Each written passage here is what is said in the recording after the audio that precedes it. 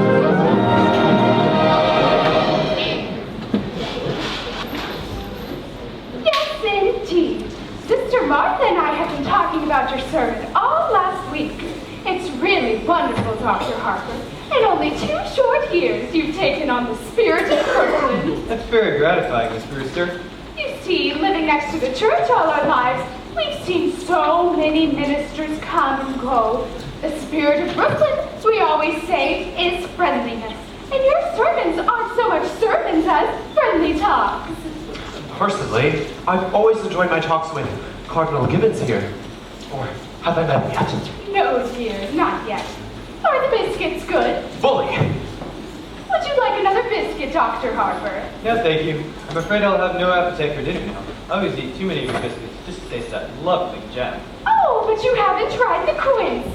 We always put a little apple in it to take the tartness out. No, thank you. We'll send you over a jar. No. You keep it here so I can be sure of having your biscuits with it. I sure hope they don't make us use that imitation flour again. I mean, with all this war trouble, it may not be very charitable of me, but I've almost come to the conclusion that this Mr. Hitler is not a Christian. If only Europe were on another planet. Europe, sir? Yes, Teddy. Point your gun the other way. Teddy? To the west. There's your enemy. There's your danger.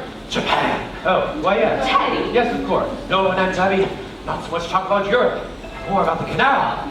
Well, let's not talk about war. Would you like another cup of tea, dear? No, thank you, Aunt Abby. Dr. Harper? No, thank you. I must admit, Miss Abby, that war and violence seem far removed from these surroundings.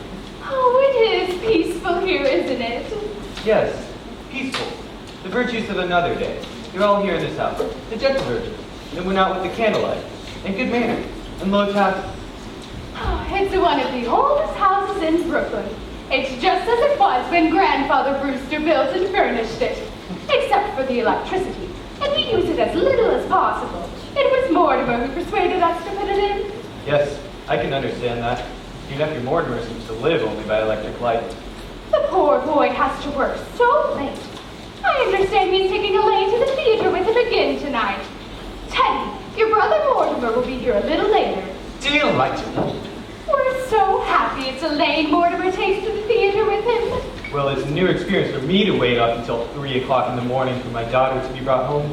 Oh, I hope you don't disapprove of Mortimer. Well, we'd feel so guilty if you did, Sister Martha and I. I mean, since it was here in our home that your daughter met Mortimer. Of course, Miss Abby. I'll say immediately that I believe Mortimer himself to be quite a worthy gentleman. But I watched the growing intimacy between him and my daughter with some trepidation. For one reason, Miss Abby. You mean his stomach, Dr. Harper? Oh, his stomach? His indigestion. He's bothered with it so. Poor boy. No, Miss Abby, I'll be frank with you. I'm speaking of your nephew's unfortunate connection with the theater. The theater? Oh, no, Dr. Harper. Mortimer works for the New York newspaper. I know, Miss Abby, I know. But a dramatic critic is constantly exposed to the theater. And don't doubt but what some of them do develop an interest in it. Oh, well, not Mortimer. You need have no fear in that. Why, Mortimer hates the theater. Really? Oh, yes. He writes awful things about the theater. He was so happy writing about real estate, which he really knew something about. And then they just made him take up this terrible night position. My. But as he said, the theater can't last much longer anyway. And in the meantime, it's a living. Yes, I think if we give the theater another year or two, perhaps. Oh, well, who do you suppose that could be? Oh, no, thank you, Teddy dear. I'll go.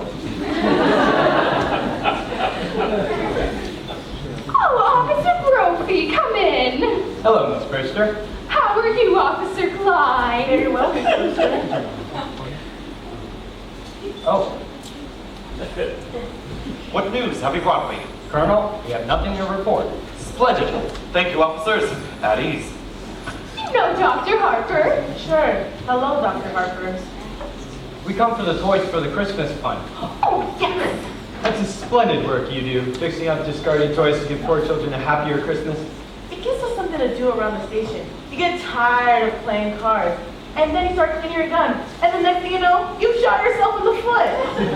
Oh, yes. Teddy, go upstairs and get the big box from your Aunt Martha's room. How is Mrs. Brophy today? Mrs. Brophy's been quite ill, Dr. Harper. Pneumonia. I'm sorry to hear that. Charge! Oh, she's better now. A little weak still. Oh, well, I'll go get some beef broth to take to her. Oh, don't bother, Miss Abby. You've done so much for her already. Oh, we made it this morning. Sister Martha is taking some to poor Mr. Beninsky right now. I won't be a minute. Sit down and be comfortable, all of you. You shouldn't go through all that trouble. Hey, try to stop her or her sister from doing something nice, and for what?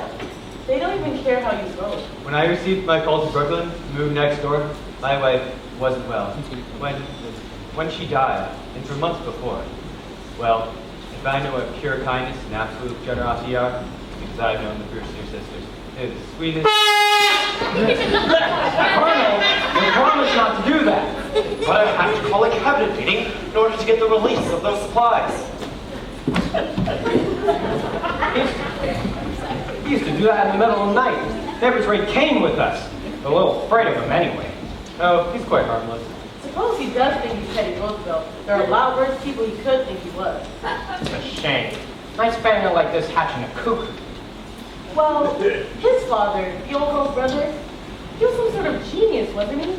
And their father, Teddy's grandfather, seems to me he was a little crazy too. Yeah, he's crazy like a fox. He made $1 million. Really? Here in Brooklyn? Yeah, patent medicine. He was kind of a quack of some sort. Old Sergeant Edwards remembers him. He used the house here as some sort of clinic. Tried him out on people. Yeah, and I heard he made the occasional mistakes too. The department never bothered him because he was pretty useful with autopsies, especially poison cases.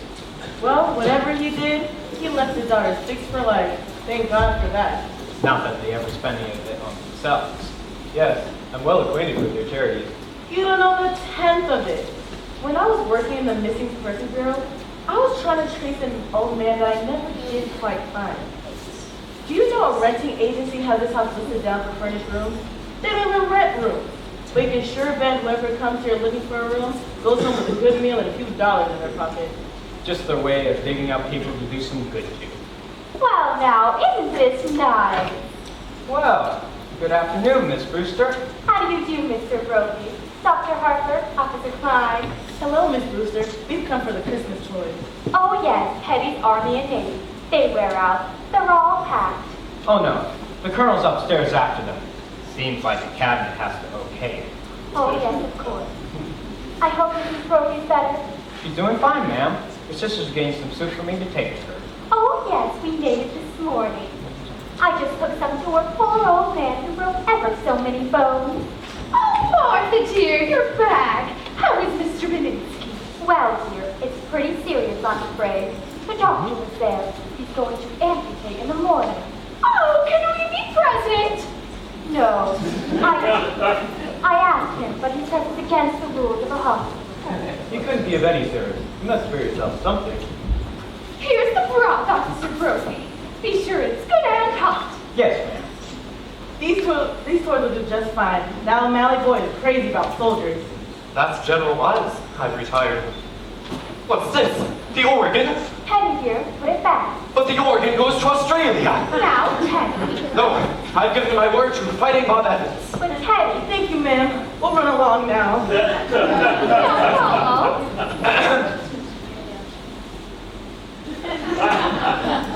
Goodbye. You must be getting home as well. Oh, Dr. Harper, before you go. Charge! Towards the blockhouse! The blockhouse. The stairs are always San Juan Hill. you ever tried persuading him that he wasn't Teddy Roosevelt? Oh, no! He's so happy being Teddy Roosevelt. Once, a long time ago, remember, Martha? We thought that if he would be George Washington, it might be a change for him. But he just stayed under his bed for days and wouldn't be anybody. Well, if he's happy, what's more important, you're happy. You'll see he signs these. What are they? Dr. Hart has made all the arrangements for Teddy to go to Happydale Sanitarium after he passed on. But why should Teddy have to sign anything now? It's better to have everything settled. The Lord should take you away suddenly. Perhaps we couldn't convince Teddy to commit himself. And that would be an unpleasant legal procedure. Mr. Weatherspoon understands that they're to be filed away until the time comes to use them. Mr. Witherspoon? Who's he? He's the superintendent of Happydale. Dr. Harper has arranged for him to come by tomorrow or the next day to meet Teddy. Well, I must be running along, or Elaine will be over here looking for me. Give our love to Elaine and Dr. Harper. Please don't think harshly of Mortimer because he's a dramatic critic. Somebody has to do those things. Did you just have tea? Isn't it rather late? Yes, and dinner's going to be late too. So, why? Teddy, good news for you. You're going to Panama and dig another lock for the canal. Tea and legend. That's bullying. Just bullying. I shall prepare for the journey at once. Charge! While I was out? Yes, I just couldn't wait for you. And Dr. Harper was coming. But all by yourself? Oh, I got along fine. Well, I'll run right downstairs and see. Oh, no, dear. There wasn't time and I was all alone. Well, Martha, just look in the window seat.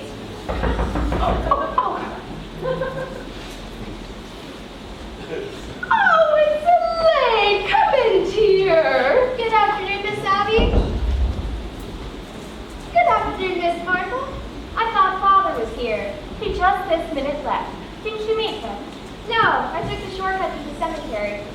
Mortimer hasn't come yet. No, dear, not yet.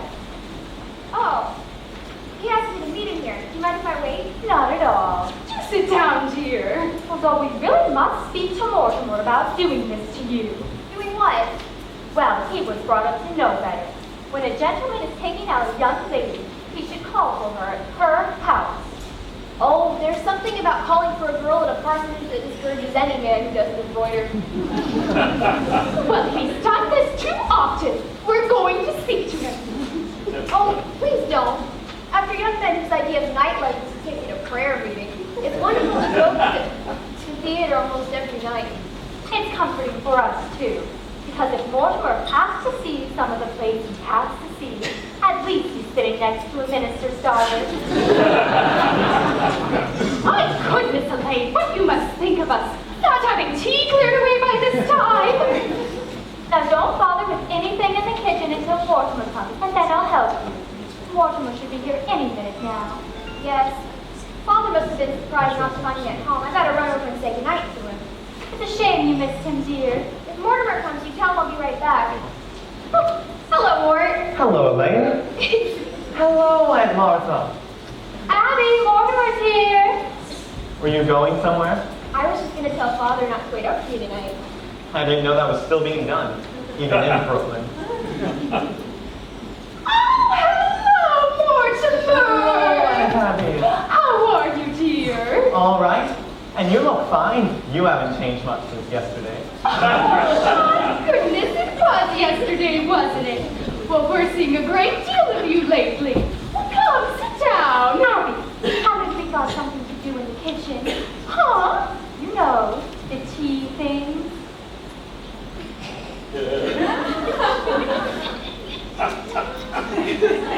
Oh, yes, the tea thing. Well, you two just make yourselves at home. Just Make yourselves at home. Oh, Martha.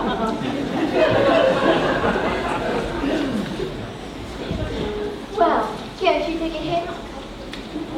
No, that was pretty obvious. A lack of inventiveness, I should say. Yes, that's exactly what you'd say. Where do you want to go for dinner? I don't care, I'm not very hungry. Well, I just had breakfast. What say we wait till after the show? That'll make it pretty late, won't it? Not with the little stinker we're watching tonight. From what I've heard, we should be at the restaurant by 10 o'clock. You ought to be fair to these plays. Are these plays fair to me? I've never seen you walk out on a musical. That musical isn't no for me tonight. No.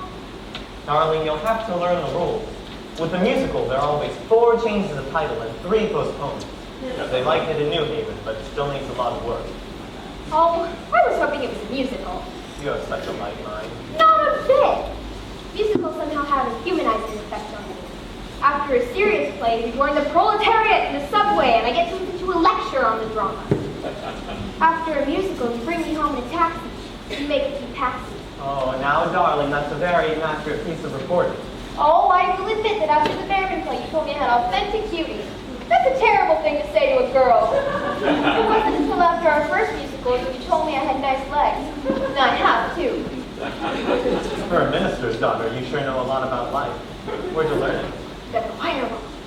Which reminds me, I better tell Father not to wait up for me tonight. I've never been able to rationalize it. What? My falling in love with a girl who lives in Brooklyn. Falling in love? You're not stooping to be articulate, are you? The only way I can regain my self-respect is to keep you in New York. Keith? Did you say Keith? No. I've come to the conclusion that you're holding out for the legalities. I can afford to be a good girl for quite a few years yet. And I can't wait that long. Where can we be married in a hurry? Say tonight? I'm afraid Father will insist on officiating. If your father can make even a marriage service sound pedestrian. Are you by any chance writing a review of it? Forgive me, darling. It's an occupational disease. I may give that play tonight if you notice. Oh, darling, don't pretend you love me that much. Better tell your father not to wait up for you tonight. I think tonight I better tell him to wait up. I'll telephone the society editor to publish the band. Nevertheless, All right. Everything formal and legal, but no later than next month. darling, I'll run over to Father and fix up the date. Oh, no, we'll have to see what's in rehearsal. There'll be a lot of other first nights in October. Hello, Mortimer. How are you, Mr. President? Bully, thank you. Just bully. What news have you brought me? Just this, Mr. President. The country is squarely behind you. I know. Isn't it wonderful? Well, goodbye. Goodbye. Where are you off to, Teddy? Panama.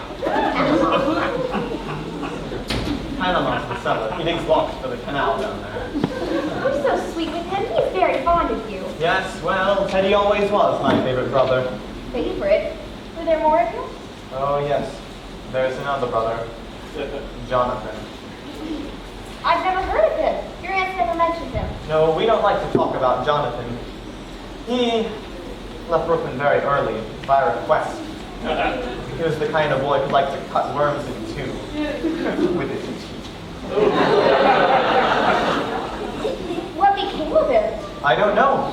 He wanted to become surgeon like grandfather, but he wouldn't go to medical school first, so his practice got him into trouble. Oh, aren't you two going to be late for the theater? Oh, we're skipping dinner. We won't have to leave for another half hour. Oh, well then I'll just leave you two alone. Together. Again. Oh, no bother, darling. I'd better run over and tell Father not to wait up for me tonight, before I go out with Kent and like to pray over me a little. I'll be right back. I'll cut to the cemetery. If the prayer isn't too long, I'd have time to leave you beside distilled water. Mortimer, that's the first time I've ever heard you quote the Bible. We knew Elaine would be a good influence on you. Oh, by the way, I'm going to marry her. What? Oh, darling! Martha, you just come right in here. I have the most wonderful news for you. Mortimer and Elaine are going to be married. Married? Oh, Mortimer. We hoped it would happen just like this. Well, Elaine must be the happiest girl in the world. Happy. Just look at her leaning over those gravestones. Say, what's that? What's what, dear? See that statue there? That's a horned Nina Carnina. Oh, no, dear. That's Emma B. Stout ascending to heaven. No. Mrs. Stout's left ear. That's a red-crested swallow. I've only seen one of those before in my life. I don't know how you can be thinking about a bird now, what with Elaine and the engagement and everything. vanishing species. Thoreau is very fond of them. By the way, I left a large envelope around here containing one of the chapters of my book on Thoreau. Have you seen it? Well, if you left it here, it must be here somewhere. What are your plans? When are you going to be married? There must be something more you can tell us about Elaine. Elaine? Oh yes, Elaine thought it was brilliant. What was, dear? My chapter on Thoreau. Well, when Elaine gets back, I think we ought to have a little celebration. We must drink to your happiness. Martha, isn't there some of that Lady Baltimore cake left? Oh, yes. And I'll open a bottle of wine. And to think it happened in this room. Where did I put that? Well, with your fiancé sitting beside you tonight, I do hope the play will be something you can enjoy for once. Maybe it'll be something romantic. What's the name of it? Murder Will Out. When the curtain goes up, the first thing you'll see will be a dead body.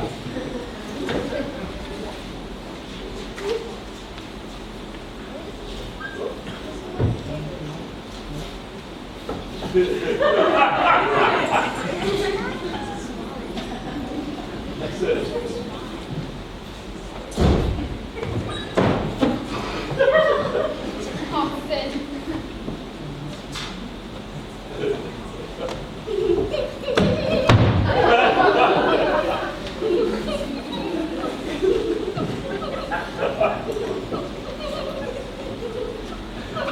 And Abby, Yes, dear. you were making plans for Teddy to go to that sanitarium, Happydale? Oh, yes, dear. Dr. Harper brought the papers over for Teddy to sign. Here we are. He's got to sign them right away. That's what Dr. Harper thinks. Then there won't be any legal difficulties after we pass on. No, he's got to sign them right now. He's down in the cellar. Get him up here right away. Oh, there's no such hurry as that. No, when Teddy starts working on the canal, you can't get his mind on anything else. Teddy's got to go to Happydale now. Tonight. That's not until after we're gone. Right away, I tell you, right away. Mortimer, how can you say such a thing? Why, as long as we live, we'll never be separated from Teddy. Listen, darlings, I'm frightfully sorry, but I've got some rather shocking news for you. We're all going to have to try and keep our heads. You know, we've all sort of humored Teddy in the past because, well, he thought he was harmless. Why, he is harmless. He was harmless. That's why he has to go to Happydale. Why he has to be confined. Mortimer, why have you suddenly turned against Teddy? Your own brother. Oh, you have to know sometime. It might as well be now. Teddy's killed a man. Nonsense, dear. There's a body in the window seat. Oh, yes, dear, we know. You know? Of course, dear, but it has nothing to do with Teddy. Now, Mortimer, just forget the whole thing. Forget you ever saw the gentleman. Forget. Well, we never dreamed you'd geek. But who is he? His name's Hoskins, Adam Hoskins. That's really all I know about him, except he's a Methodist. That's all you know about him? Well, what's he doing here? What happened to him? He died. Aunt Martha Mendo just get into window seat to die. No, he died first. But how? Mortimer, don't be so inquisitive. The gentleman died because he drank some wine with poison in it. How did the poison get in the wine? Well, we put it in wine because it's less noticeable. When it's in tea, it has a distinct odor. You put the poison in the wine? Yes, and I put Mr. Hoskins in the window seat because Dr. Harper was coming over.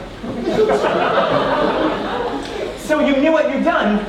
You didn't want Dr. Harper to see the body? Well, not at tea. That would have been very nice. Now, Mortimer, you know the whole thing, so just forget about it. I do think Sister Martha and I have the right to our own little secrets. And don't you tell Elaine. Oh, Abby, while I was out, I stopped in on Mrs. Schultz. She's much better, but she would like us to take Junior to the movies again. Well, we must do that tomorrow or the next day. Yes, but this time we'll go where we want to go. I'm not letting Junior drag me into another one of those scary pictures.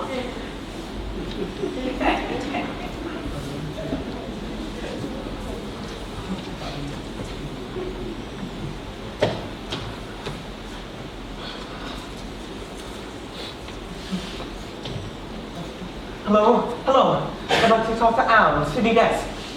Hello? Oh, hello, Al. Say, you know who this is, right? Yeah. I told you where I was going before I left, right? Uh-huh. Well, where did I say? Okay. It'll take me about half an hour to get to Brooklyn. What time have you got? That's right. I must be here. Aunt Abby! And Martha coming here! Oh, what are we gonna do? What are we gonna do? What are we going to do about what, dear? There's a body in there! Yes, Mr. Hoskins. Well, good heavens, I can't just turn you over to the police! Well, what am I supposed to do? Well, for one thing, dear, stop being so excited. Hey, for pity's sake, stop worrying. We told you to forget about it. Forget? My dear Aunt Abby, can I make you realize that something has to be done? Now, Mortimer, you behave yourself. You're too old to be flying off the handle like this. But Mr. Hotchkiss is in there. Hoskins here. Well, whatever his name is, you can't just leave him there. We don't intend to, dear. No, Teddy's down in the cellar taking the lock. You mean you're going to bury Mr. Hotchkiss in the cellar? Of course, dear. That's what we did with the others. No! Yes, the other gentleman. When you say others, you mean others? More than one other? Yes, dear. This is, let me see, 11. Isn't that right, Alice? Oh, no, dear, this makes 12. Oh, no, dear. This is only 11. No, dear, because I remember when Mr. Hoskins first came in, it occurred to me that he would make just an even dozen. Well, we really shouldn't count the first one. Oh, but I was counting the first one, so this makes 12. I don't understand why you count the first one. Hello? Hello? Stop. Oh, hello, Al. It's good to hear your voice. I'm sorry about earlier. I was feeling a little here and down here. You wouldn't understand. Listen, Al, I need you to do something for me. I can't cover the play tonight. You need to get a hold of George. Have him cover for me. What? No, Al, it's all right. Look, I'll tell you all about it tomorrow. Just George has got to cover the play tonight. Well, it's my department, and I'm running it. You get a hold of George. Now, where were we? Wow! Oh, yes, dear. Abby thinks we ought to count the first one, and that makes 12. Oh.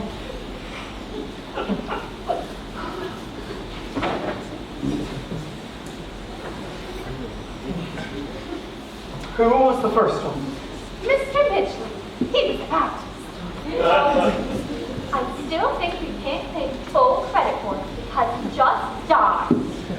Martha means without any help from us. You see, Mr. Mitchell came in here looking for a room. It was right after you moved to New York. And it just didn't seem right for that lovely room to be going to waste when there were so many people who needed it. He was such a lonely old man. All his kith and kin were dead, which left him so forlorn and unhappy. We felt so sorry for him. And then, when his heart attack came, and he sat dead in that chair, looking so peaceful. Remember, Martha?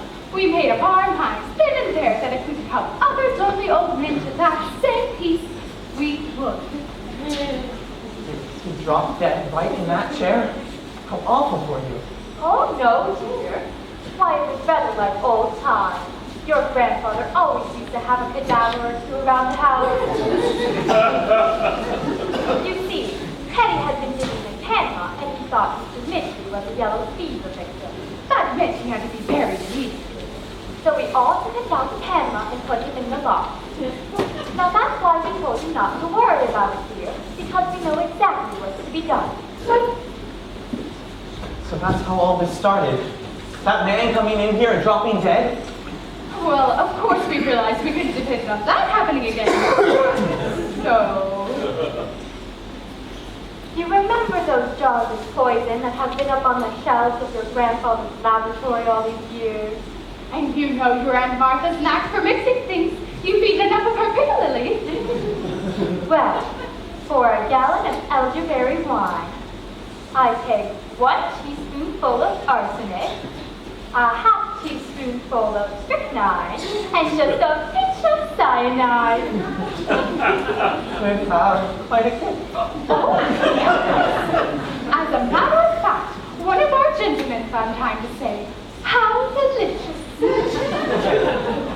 Well, I really should get things started in the kitchen. I wish you could stay for dinner. I'm trying out a new recipe. Don't worry, dear. I'll come and help you. Well, I feel so much better now. Oh, you have to wait for Elaine, don't you? How happy you must be. Well, I'll leave you alone with your thoughts.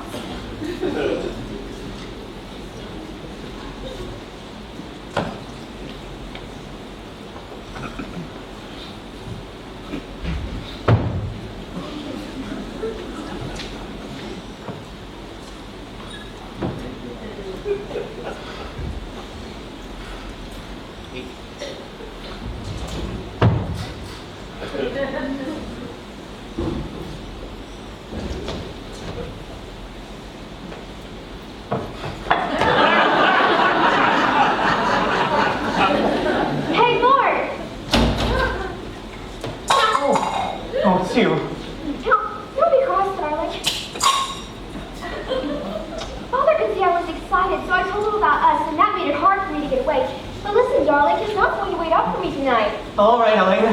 Well, you run along home and I'll call you up later. Later? You know I always call you up every day or two. But we're going to the theater tonight. No, we're not. Well, why not? Elaine, something's come up. What?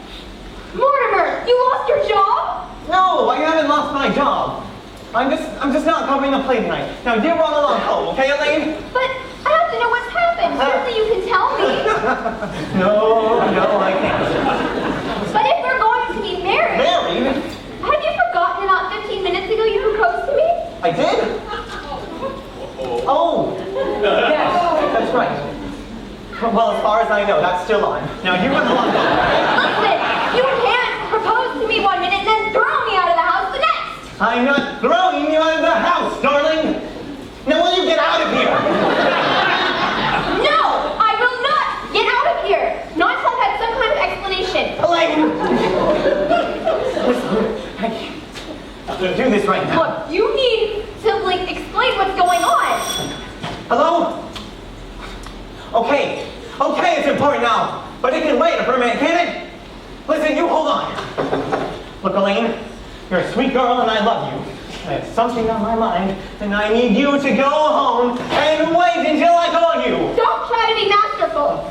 When we're married and I have problems to face, I hope you'll be less tedious and uninspired. And when we're married, if we're married, I hope I find you adequate. Elaine!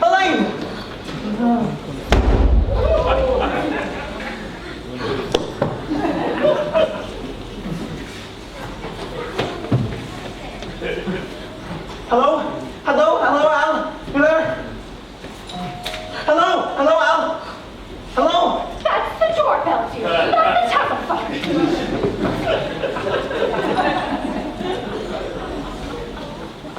Oh, how do you two? Come in. I understand you have a room to rent? Yes, please step in. Are you the lady of the house? Yes, I'm Miss Brewster, and this is my sister, another Miss Brewster. My name is Gibbs. Oh, won't you sit down? I'm sorry, we're just setting the table. Hello, I'd like to talk to Al. May I see City the room? desk. Let's take a minute and get Al, city I desk! won't do much. What? I don't like the room. Oh, I'm sorry, I'm wrong number. Is Brooklyn your home? Haven't got home. Live in a hotel. Down like it. Al. Are your family Brooklyn people? Haven't got a family. Oh, Hello, Al, sorry. world. Yep. Well, I just can't come to the Martha, That's all there is to it, I can't. well, you've come to just the right house. What's George doing in Bermuda? What church do you go to? Certainly, I There's an told you. Episcopal Go to church Bermuda's my practically apartment, next isn't it? door. Presbyterian. There must be somebody around the office. Easy. Look out. How about that office boy? You know, the right one, the one we don't like? There always this much noise. Oh, he doesn't live There with must be us. somebody around the place. You look around and I'll hold I'd on. really like to see the room. It's upstairs. Why don't you try a glass of our wine before we start out? Well, there must be some printing Never around. touch it. We make this ourselves. That's our print. It's elderberry wine. Elderberry He ought to wine. know about what I'd write. I haven't had elderberry wine since I was a boy. Thank you. But Al, he might be another Burns Mantle. What's Al? Do you have your own elderberry bushes? No, I'm not No, drinking, but but I'm the gonna start cemetery is now. full of them. Do you serve meals? We might, but first just see whether you like our wine.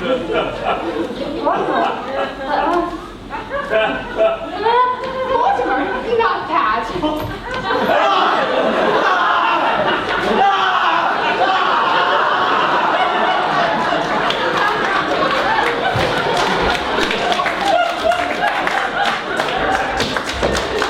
Now you've spoiled everything. You can't do things like that! I don't know how to explain this to you, but it's not only against the law, it's wrong. It's not a nice thing to do. People wouldn't understand. He wouldn't understand. Abby, we shouldn't have told Mortimer. What I'm trying to say is, this has developed into a very bad habit. Mortimer, we don't try to stop you doing from things you like to do. I don't see why you should interfere with us. Hello? All right. I'll see the first act and guess how it ends. But listen, Al, I need you to do something for me. Get a hold of O'Brien, our lawyer, the head of our legal department. Have him meet me at the theater. There's something I need him to do. All right, I'm on my way. Listen, I have to go to the theater. I can't get out of it. But before I go, promise me something. We'd have to know it at once first. Listen, I love you and I know you love me. You know I'd do anything in the world for you. I need you just to do this little thing for me. What do you want us to do? Don't do anything. I mean, don't do anything. Don't let anyone in this house leave Mr. Hoskins right where he is. Why? I need some time to think. That's quite a little to think about. Because you know I wouldn't want anything to happen to you. Well, what on earth could happen to us? Anyway, you'll do this for me, won't you? Well, we were planning on holding services before dinner. Services? Certainly. You don't think we bury Mr. Hoskins without a full Methodist service, do you? Why, he was a Methodist. But can't I wait till I get back? Oh, then you could join us. Yes. Oh, Mortimer, you'll enjoy the services, especially the hymns. Remember how beautifully Mortimer used to sing in the choir before his voice changed. You won't let anyone in this house? That's a promise. Well, Martha, we can do this now that Mortimer's cooperating with us. Well, all right, Mortimer. Have you got any paper? I'll be back as soon as I can. There's some man I've got to see. Here's some stationery. Will this do? That will be fine. I can save time if I write my review on the way to the theater.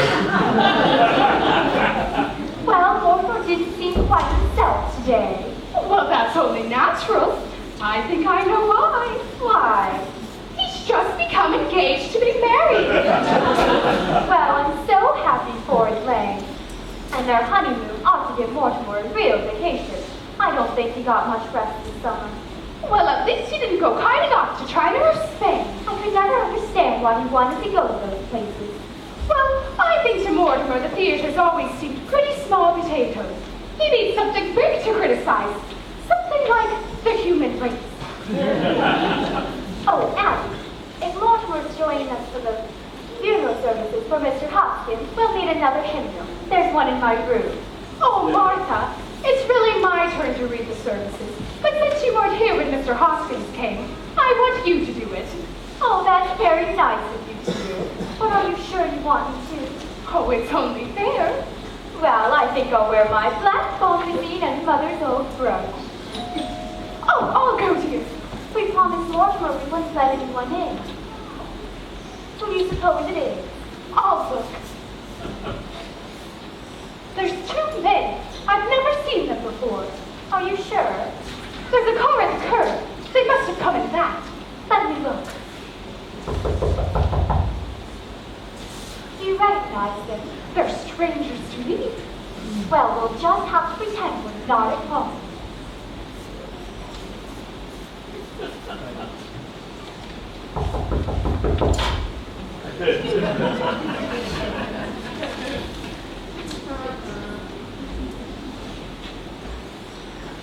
Come in, Doctor.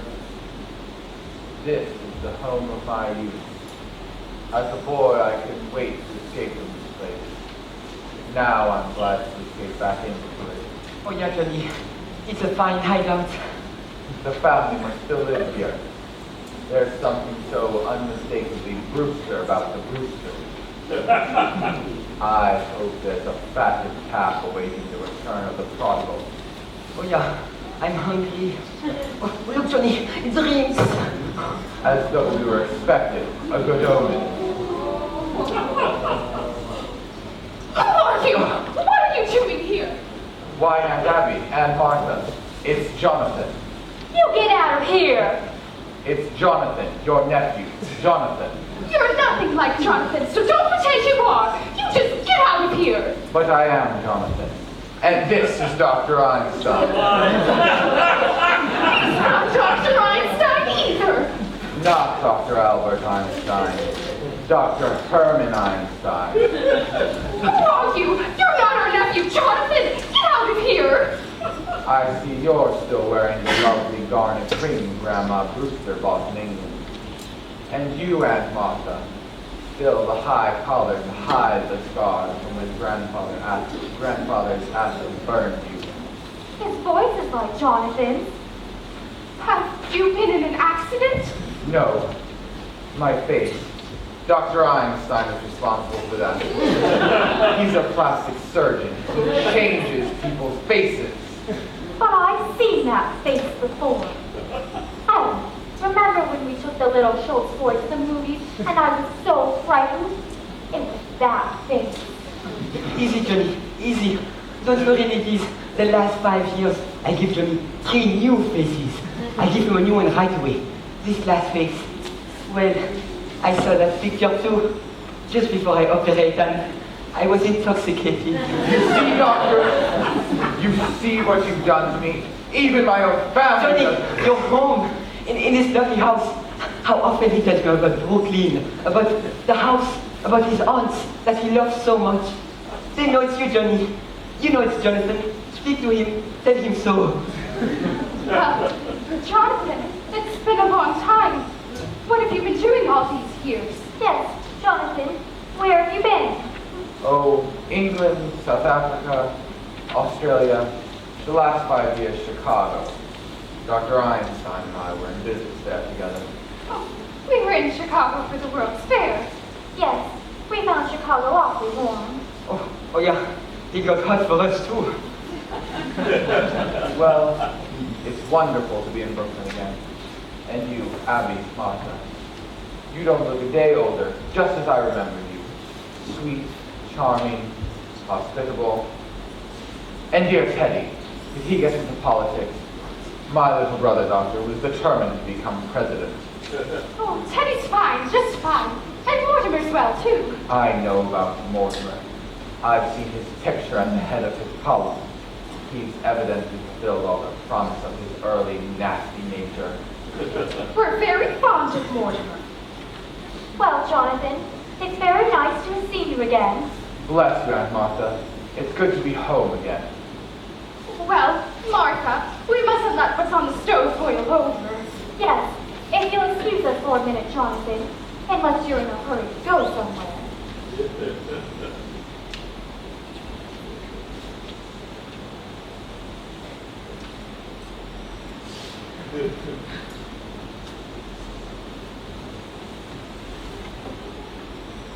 Well, Johnny, where do we go from here? We got to think fast. The police? The police, they've got a picture of that face. I got to operate on you right away. We got to find some place for that. And we got to find some place for Mr. Spinazzo too. Don't waste any worry on that brat. But Johnny, we got hot stiff on our hands. Forget Mr. Spinazzo. You can't just leave a dead body in the rumble seat. You shouldn't have killed him. He was a nice fellow. He gives us a lift. And then what happens? He said I looked like Boris Karloff. That's your work, doctor. You did that to me. Johnny, we find some place. Somewhere I fix you up quick. Tonight. No, Johnny. I got to eat first. I'm hungry. I'm weak. Jonathan, we're very glad you remembered us and took the trouble to come in and say hello. But you were never really happy in this house, and we were never really happy while you were in it. So, we've just come to say goodbye.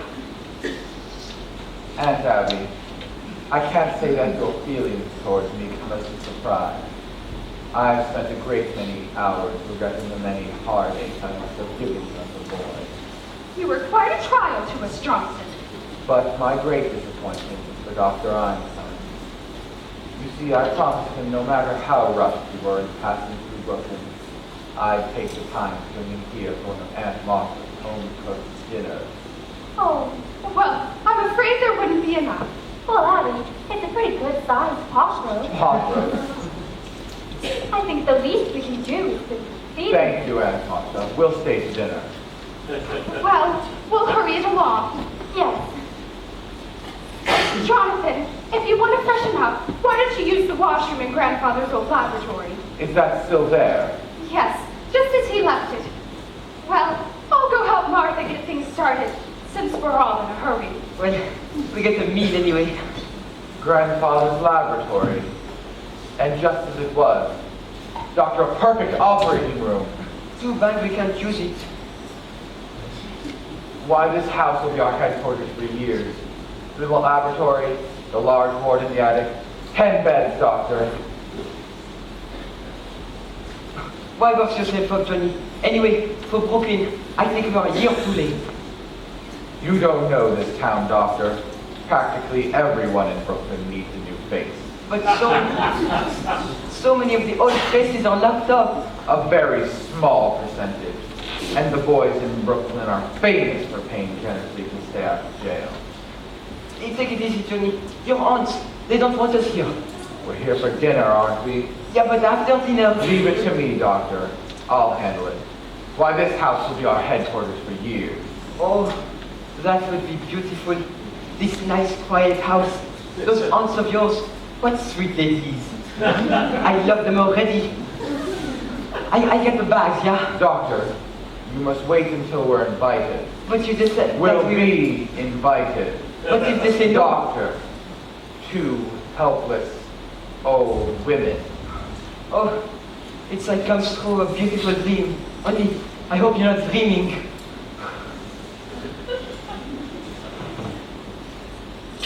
It's so peaceful. That's what makes this house so perfect. It's so peaceful.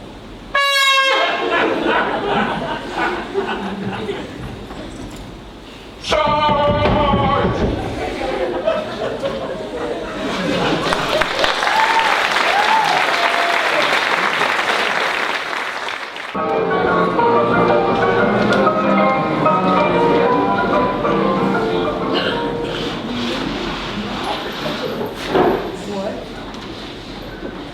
Yes, Auntie, those last 5 years in Chicago were amongst the busiest and happiest of my life. Oh, and from Chicago, we go to South Bend, Indiana.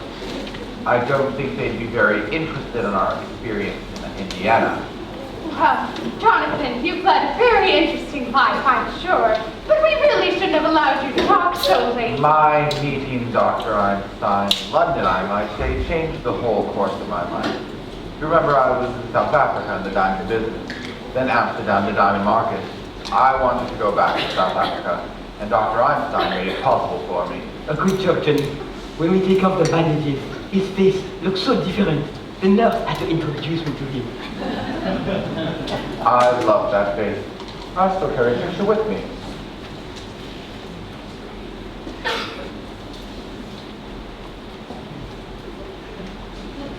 This looks more the way it used to look, but still I wouldn't know you.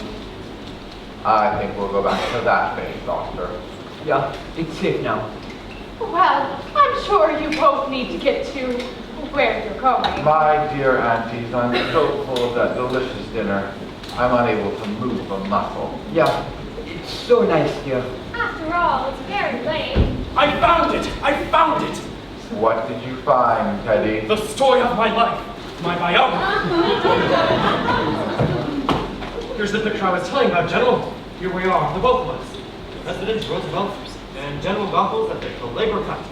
That's me, General. And that's you. My heart changes. Well, you see, that picture hasn't been taken yet. We haven't even started working on the Labor Cut. We're still digging blocks. And now, General, we will both go to Panama and inspect the new lock. No, Teddy, not to Panama. We go some other time. Panama's a long way off. Nonsense. It's just down in the cellar. The cellar? We let him dig the Panama Canal in the cellar. General Goggles, as President of the United States, Commander-in-Chief of the Army and the Navy, and the man who gave you this job, I demand that you accompany me on the inspection of the new lock. I think it's time you went to bed, Teddy. I beg your pardon. Who are you? I'm Woodrow Wilson. Go to bed. You're not Wilson, but your face is familiar. You're not anyone I know now. Perhaps later. Ah, yes, on my hunting trip to Africa. You look like someone I might meet in the jungle. It's your brother, Jonathan, dear. He's had his face changed. And perhaps you had better go to bed. Jonathan and his friend have to go back to their hotel. General Goggles, inspect the canal. All right, Mr. President. We go to Panama. Oh, bully! Follow me! It's down south, you know. Well, bon voyage. And Abby, I must correct your misapprehension. You spoke of our hotel. We have no hotel. We came directly here. Well, there's a very nice little hotel. And Martha, this is my home. Jonathan, you can't stay here. We need our rooms. You need them. Yes, for our lodgers. Are there lodgers in this house? Well, not just now, but we plan to have some. Then my old room is still free. No, Jonathan, I'm afraid there won't be room for Dr. Einstein. Just share a room with me. No, Jonathan, I'm afraid you can't stay here. Dr. Einstein and I need a place to sleep.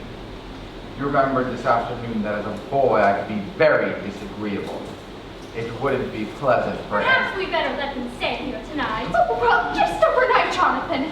Now it's settled. If you'll get our room ready. It only needs airing out. We keep it ready to show our lodgers. I'm sure you and Dr. Einstein will find it quite comfortable.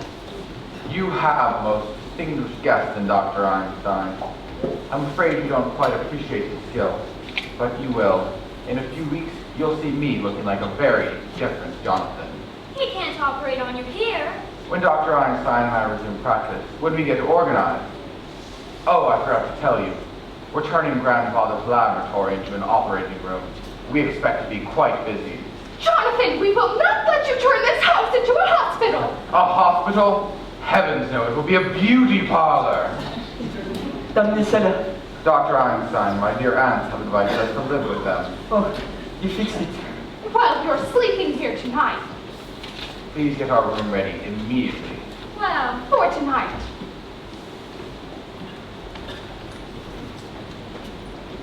Hey, Johnny, when I go down the cellar, what do you think I find?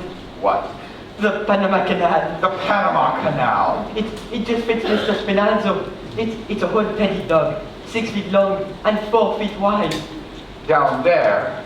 You'd think that you will bring Mr. Spinazzo along. That's hospitality. Rather a good joke on my aunts. Them living in a house with a body buried in the cellar. How do we get him in? Yes, we can't just walk him in through the front door. We'll bring the car around the house. And then, when they've gone to bed, we'll bring Mr. Spinazzo in through the window. Bed. Just think. We've got a bed tonight. Easy, doctor, easy. Remember you're operating on me tomorrow, and this time you better be sober. Oh, I fix you up so beautiful. Let me move this around here. And if you don't, Jonathan, your room's ready. then you two can go to bed. We're bringing the car up behind the house. Oh, it's all right where it is. Until morning. I don't want to leave it in the street. That might be against the law.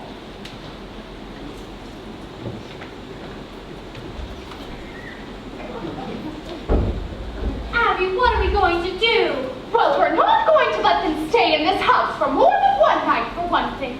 What would the neighbors think? People coming in here with one face and going out with another? What are we going to do about Mr. Hoskins? Oh, Mr. Hoskins!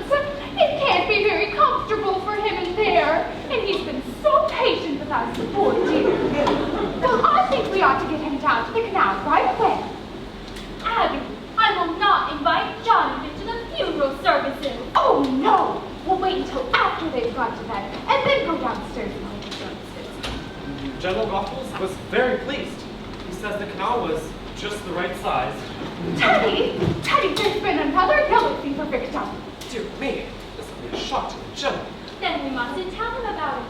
But it's his department. No, we mustn't tell him. It would just spoil his visit. I'm sorry, Aunt Abby, it's out of my hands. You'll have to be told. Army regulations, you know. No, we must keep it a secret. Yes, A state secret? Yes, a state secret. promise. You have the word of the President of the United States. Cross my heart and hope to die. Now, how are we going to keep this secret? Well, Ted, you go back downstairs to the sun, and when I turn out the lights, when it's all dark, you come back up here and take the porch down to the canal. Now, go along, Teddy. And we'll be down later to hold services. You may announce the President will say a few words. Now, where is the portal? He's in the window seat. Oh, seems to be spreading. We've never had yellow fever there before. Martha, when Jonathan and Dr. Einstein come back, we ought to get them to go to bed right away. Yes, then by the time they're asleep, we'll be dressed for the services. Abby, I've never even seen Mr. Hoskins. Oh my goodness, that's right, you were out. Well, you come right along and see him now. He's really very good looking, considering he's a Methodist. We're bringing the luggage in through here. Jonathan, your room's waiting for you. You can go right up. I'm afraid we don't keep Brooklyn hours, but you two run along to bed. Now you two must be very tired, and we don't go to bed this early. Well, you should. It's time I came home to take care of you. We weren't planning to go. Aunt Martha, did you hear me say go to bed? The instruments go into the laboratory in the morning, Doctor. Now then, we're all going to bed. I'll wait until you're up and then turn out the lights. Up to the 3rd floor, Doctor. Run along, Aunt Martha. All right, Aunt Abby. I'll go right up. Now, Aunt Abby, turn out the lights.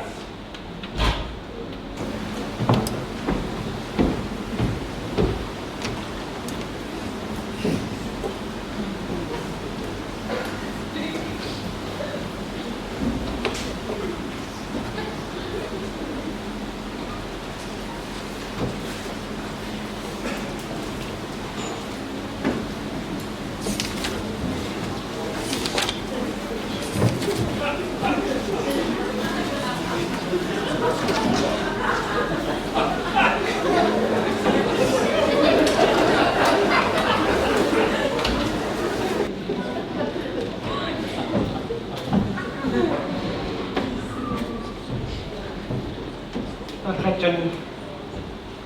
You go outside and hand him through. I'll get the window open.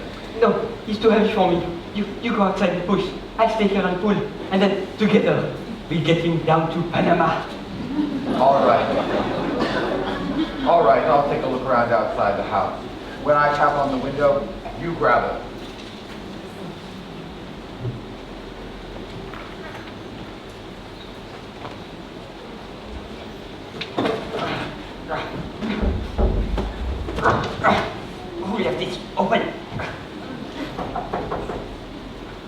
Johnny.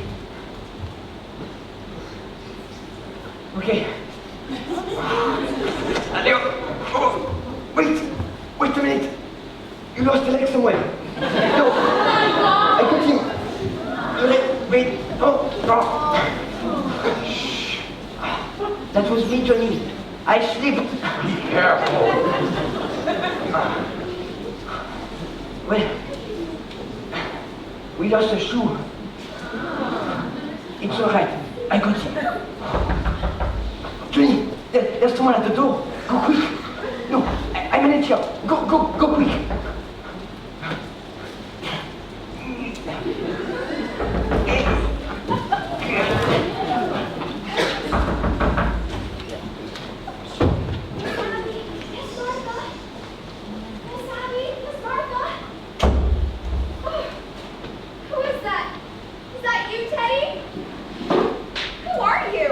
Who are you? I'm Elaine Harper. I live next door. Then what are you doing here? I just came over to see Miss Abby and Miss Martha. Turn on the lights, Doctor. You chose rather an untimely moment for a social call. I think you better explain what you're doing here. We happen to live here. You don't live here. I'm in this house every day, and I've never seen you before. Where are Miss Abby and Miss Martha? What have you done to them? Perhaps we better introduce ourselves. This is Dr. Einstein, Dr. Einstein? a surgeon of great distinction, and something of a magician.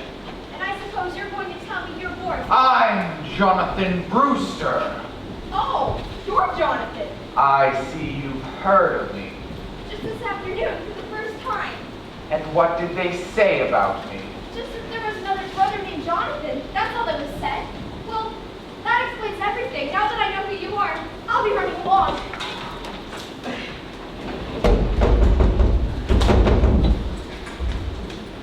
If you'll kindly lock the door. What are you doing here at this time of night? I thought I saw someone prowling around the house. I suppose it was you. You thought you saw someone prowling around the house. Yes? Weren't you outside? Isn't that your car? You saw someone at the car. Yes. What else did you see? Just that, that's all.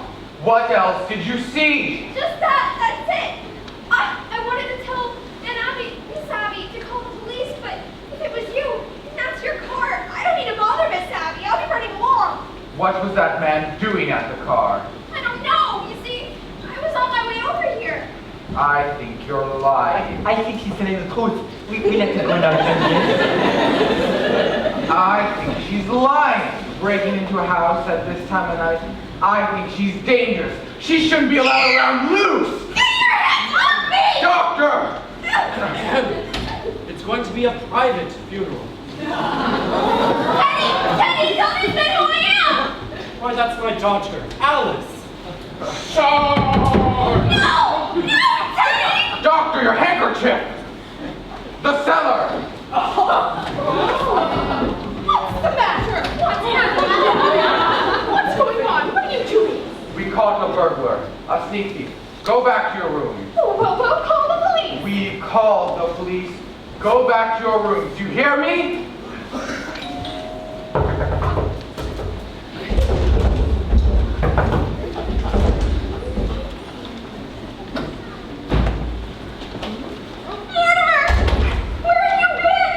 To the Nora-based theater, and I should have known better. Oh no, it's still there. This is your brother, Jonathan, and this is Dr. Einstein. I know this isn't a nightmare, but what is it? I've come back home, Mortimer. Who did you say this was? Your brother Jonathan's here. He's had his face changed. Dr. Einstein performed the operation.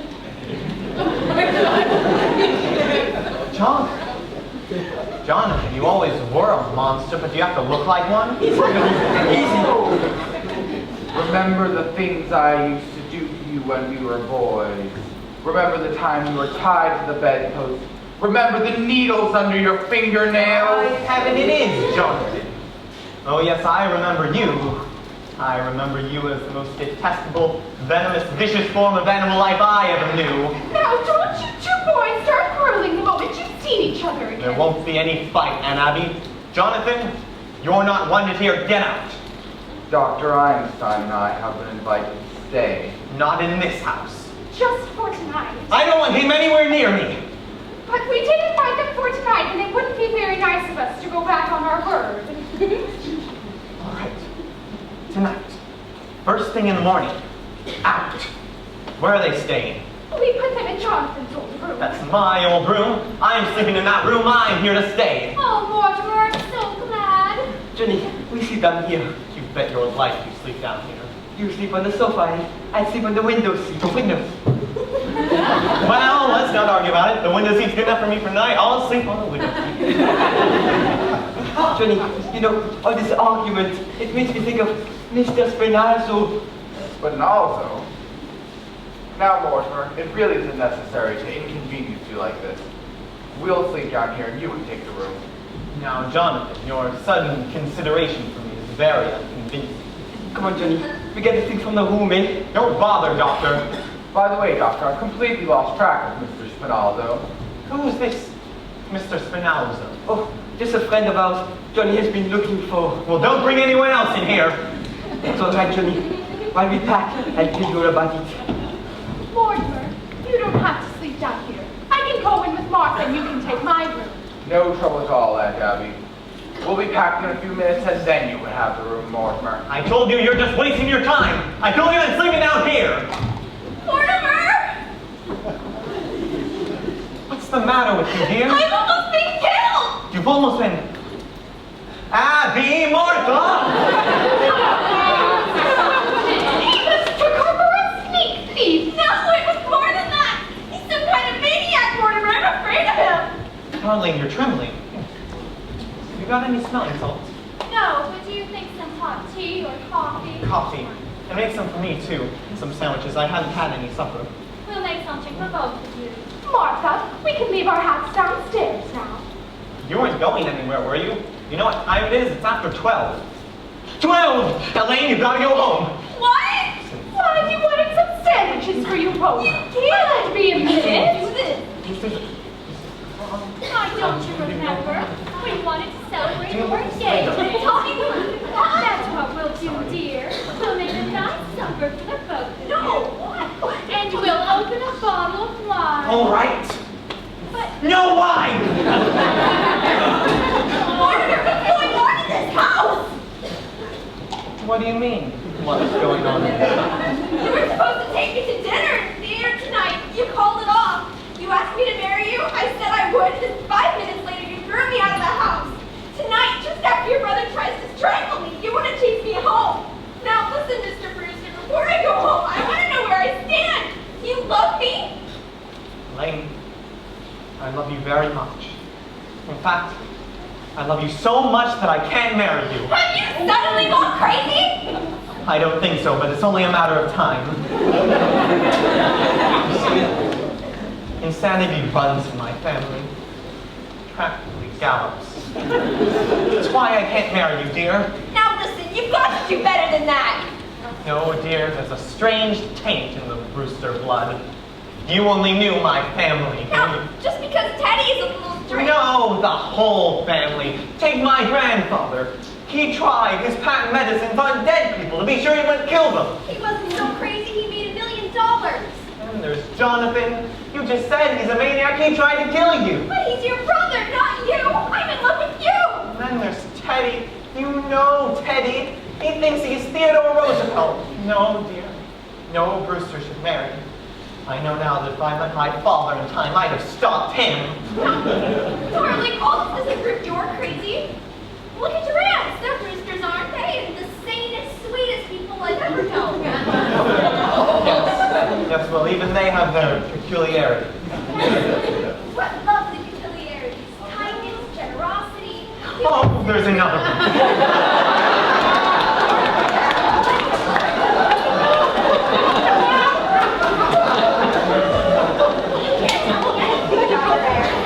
I'm not going to. Elaine, something very important has just come up and I need you to run along home, okay? Where? We're here alone together. Listen, I know I'm acting irrationally, but just put it down to the fact that I'm a mad rooster. If you think you're going to get out of this by pretending you're insane, you're crazy. Maybe you're not going to marry me, but I'm going to marry you. I love you, you dope. Well, if you love me, will you get out of here? Well, at least walk me home, won't you? I'm afraid. Afraid? A little walk through the cemetery? Kiss me goodnight. Of course, dear. Good night, dear. I'll call you up in a day or two. You critic! And Abby and Martha, come in here. We'll be in a minute, dear. You come in here now. Yes, dear. What is it? Oh, where's Elaine? I thought you promised me not to let anyone in this house while I was gone. Well, Jonathan. I don't mean Jonathan. Dr. Einstein. And I don't mean Dr. Einstein. Who's that in the window seat? We told you, Mr. Hoskins. It is not Mr. Hoskins.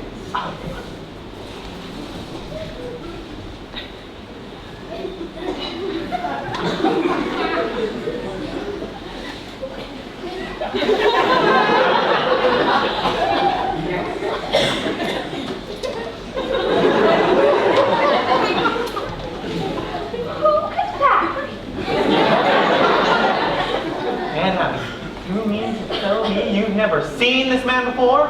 I certainly am. Why, this is a fine how do you do. It's getting to where anyone thinks he can walk in this house. Now, Aunt Abby, don't you try to get out of this house. Another one of your gentlemen. Mortimer, how could you say such a thing? Why, that man is an impostor. And if he came to be buried in our cellar, he is mistaken. Abby, you told me you put Mr. Hoskins in the window seat. Yes, I did. This man couldn't have just gotten the idea from Mr. Hoskins, now could he? By the way, where is Mr. Hoskins? He must have gone to Panama. No, not yet. He's just downstairs waiting for the services. We haven't had a minute for Johnson in the house. Oh, no. We've always wanted to hold a double funeral. But I will not read services over a complete stranger. A stranger? And Abby, how can I believe you? There are 12 men in the cellar. You admit you poisoned them. Yes, I did. But you don't think I'd stoop to telling a fib? Martha!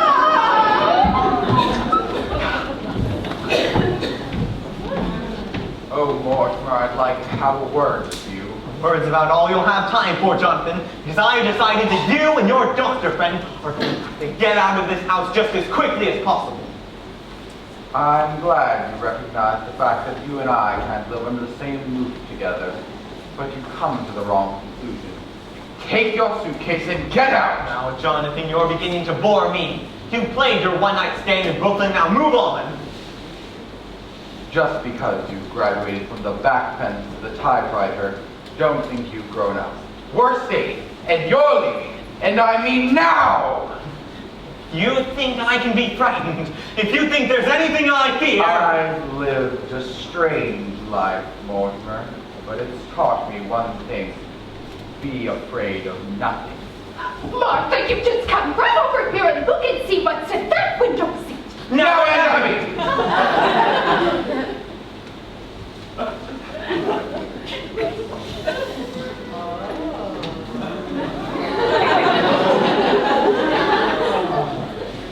Jonathan, why don't you show Aunt Martha what's in the window seat?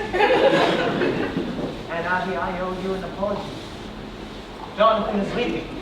He's taking Dr. Einstein and their cold companion with him. Now, Jonathan, you're my brother. You're a Brewster. I'm going to give you the chance to get out and take the evidence with you. You can't ask for more than that. Well, in that case, I'll just have to call the police. Don't reach for that telephone. Are you still giving me orders after seeing what happened to Mr. Spinaldo? Ronaldo? I knew he was a foreigner.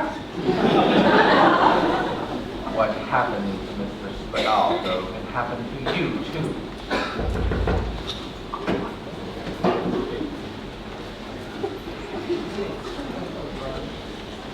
Hello, Miss Abby. Oh, Officer Olson, is there something we can do for you?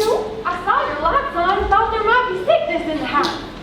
Oh, you got company. I'm sorry I disturbed you. Oh, no, come in. Yes, come in. Come right in, Officer Olson. This is our nephew, Mortimer. Pleased to meet you. And this is another nephew, Jonathan. Pleased to make your acquaintance. Well, it must be nice having your nephews visiting you. Are they going to stay with you for a bit? I'm staying. My brother Jonathan is just leaving. I've seen you here before, haven't I? I'm afraid not. Jonathan hasn't been home for years. Your face looks familiar to me. Maybe I've seen a picture of you somewhere. I don't think so. Yes, I heard if I were you, Jonathan. Your things are all packed away anyway, aren't they? Well, you'll be wanting to say your goodbyes, so I'll be running along. What's the rush? I'd like for you to stick around until my brother goes. Well, I just dropped in to make sure everything was all right. We're gonna have some coffee in a minute. Won't you join us for that? Oh, I forgot the coffee.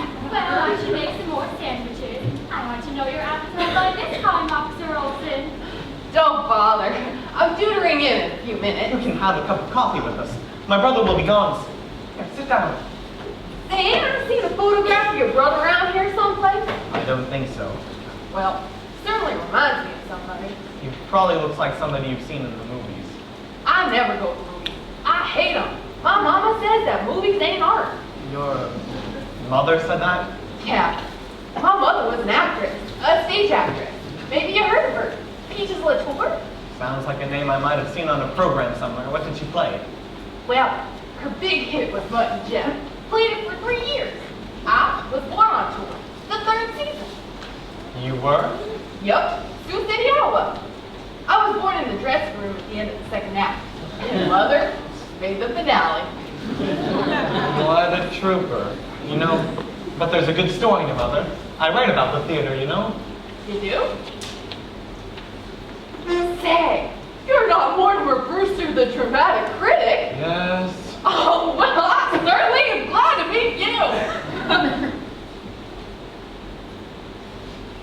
You know, Mr. Brewster, we're in the same line of business. We are? Yep, I'm a playwright. Oh, this being on the police force is just temporary. How long have you been on the force? 12 years. I'm collecting material for a play. I'll bet it's a honey. Hell, it ought to be. With all the drama I see being a cop. Mr. Brewster, you got no idea what goes on in Brooklyn. I think I have. Say, what time you got? And after one. Oh, gee, I gotta ring in. No, wait a minute, Officer Olson. About that play of yours. I may be able to help you. You would? Say, it was fate my walking in here tonight. Look, I'll tell you the plot. Oh, you're on your way, eh? Good, you haven't got much time, you know? We'll have a speech just about ready. Oh, you're leaving, Jonathan. Goodbye. Goodbye, Dr. Einstein. Does that case belong to you? Yes, Jonathan. You can't leave without all of your things. Well, officer, it was nice talking to you. We'll meet up again and talk about that play some more, huh? I'm not leaving now, Mr. Brewster. Why not? You just offered to write my play with me. Oh, I can't do that, Olson. I'm not a creative writer. I'll do the creating. You just put the words to it. Oh, but Olson, you see, No, sir, Mr. Brewster. I ain't leaving till I tell you my plot. In that case, Mortimer, we'll be running along. Don't try that! You can't go yet. You have to take everything with you, you know? Officer Olson, you run along. My brother's just going. No, sir. I can wait. I've been waiting 12 years. I'm sorry I was so long. Don't bring those in here! Officer Olson, won't you join us for a bite in the kitchen? The kitchen? Jonathan's sleeping. Oh, well, isn't that nice? Come along, Officer Olson. Sure you don't mind eating in the kitchen, Officer Olson? Where else would you eat? Well, goodbye, Jonathan. It's nice to have seen you again. Well, Jonathan, I'm glad you came back to Brooklyn because it gives me the chance to throw you out. And the first one out is your friend, Mr. Spinalzo. Look, Mr. Brewster, you need him here. Coming right out! I might have known you'd grow up right to play with the policeman. Get going now, all three of you. Doctor, this affair between my brother and I has got to be settled. Johnny, we got trouble enough. Your brother gives us a chance to get away. What more could you ask? You don't understand. This goes back a good many years. Johnny, we go now, eh? No, Doctor. We're not going. We're going to sleep right here tonight. With a cup in the kitchen and Mr. Spinalzo in the window seat. That's all they've got on us. We'll take Mr. Spinalzo down and dump him in the bay. And then come right back here. Then if he tries to interfere... No, Johnny. Doctor, you know when I make up my mind... Yeah, when you make up your mind, you lose your head. Brooklyn isn't a good place for you. Doctor! Okay. We got to stick together. Someday, we got stuck together. If we're coming back here, do I got to take these? No, leave them here. Hide the case in the cellar. Move fast. Spinalzo can go out the same way he came in.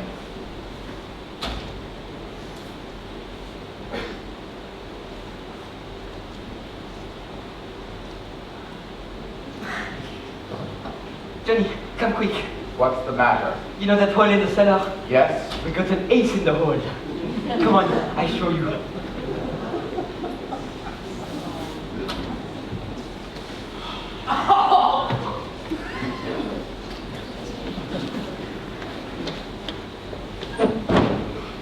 Jonathan! Jonathan! Jonathan! Yes, Mortimer. What are you two doing? I thought I told you to get out of here. We're not going. Oh, you're not? You think I'm not serious about this? Do you want Officer Olsen to know what's in the window seat? We're staying here. All right. You asked for it. This gets me rid of you and Officer Olsen at the same time. Officer Olsen, come in here! If you tell Olsen what's in the window seat, we'll tell her what's down in the cellar. The cellar? There's an elderly gentleman down there who seems to be very dead. What were you doing down in the cellar? What is he doing in the cellar? No thanks, ma'am. They were fine. I've had plenty. Now what are you going to tell Olsen? Hey, Mr. Brewster, your aunts want to hear about my plate too. Shall I get them in here? No, Olsen, you've got to go ring it. I'll just get your aunts in here real quick and tell them what. Oh, no, Officer Olsen. Not in front of all these people. We'll meet up alone, someplace, later. How about the back room at Kelly? Yeah, fine. You go ring in and I'll meet you at Kelly's. Why don't you two go down to the cellar? Is that so? No, we'll go to Kelly's. You're going to ring in on the way. All right, that'll only take a few minutes. I'll be sure to be back in 5 minutes. I expect to find you gone. No, wait for me. We'll wait for him, Doctor. I've waited many years for a chance like this. Oh yeah, we got him right where we want him. Did he look guilty? Take the bags up to the room, Doctor. Have they gone? Oh, we thought we heard somebody leave. That was just Mortimer. But he'll be back in a few minutes. Is there any food left in the kitchen? I think Dr. Einstein and I would enjoy a bite. But you won't have time. No, if you're still here when Mortimer gets back, he won't like it. Oh, he'll like it. He's got to like it. Get some food for us while we bury Mr. Spinalzo in the cellar. Oh, no. No, he can't stay in our cellar. No, Jonathan, you've got to take him with you. There's a friend of Mortimer's downstairs waiting for him. A friend of Mortimer's? He and Mr. Spinalzo will get along fine together. They're both dead. They must mean Mr. Hoskins. Mr. Hoskins. You mean you know about what's downstairs? Of course we do. And he's no friend of Mortimer's. He's one of our gentlemen. Your gentleman. And we will not have any strangers buried in our cellar. But Mr. Hoskins. Mr. Hoskins isn't a stranger. And besides, the cellar's crowded already. Crowded. With what? There are 12 graves down there now. 12 graves. Yes, and there's very little room and we're going to need it. You and Aunt Martha have murdered 12. Murdered. Certainly not. It's one of our charities. Why, what we've been doing is a mercy. So just take your Mr. Spinalzo and get out of here. You mean you have done that here in this house and buried them down there? Johnny, we've been chased all over the world, and they stay right here in Brooklyn, and they do just get doing as good as you do. What? You've got 12, and they've got 12. I've got 13. No, Johnny, 12. 13. There's Mr. Spinalzo, the first one in London, 2 in Johannesburg, 1 in Melbourne, 1 in Sydney, 2 in San Francisco, 1 in Phoenix, Arizona. The filling station. 3 in Chicago and the 1 in South Bend. That makes 13. You can't count the one in South Bend. He died of pneumonia. Wouldn't have gotten pneumonia if I hadn't shot him. No, Johnny, he died of pneumonia. He don't count. He counts with me. I say 13. No, Johnny. You've got 12, and they've got 12. The old ladies are just as good as you are. Oh, they are they? Well, that's easily taken care of. All I need is one more. That's it. One more. Well, here I am.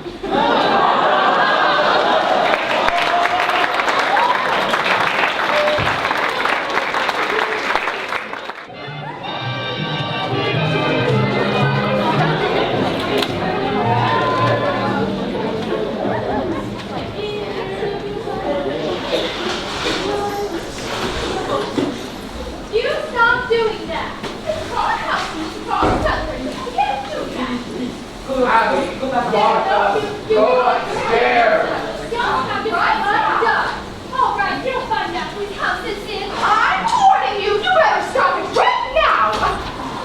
Hasn't Mortimer come yet? No, It's a terrible thing to do, to bury a good Methodist with a foreigner.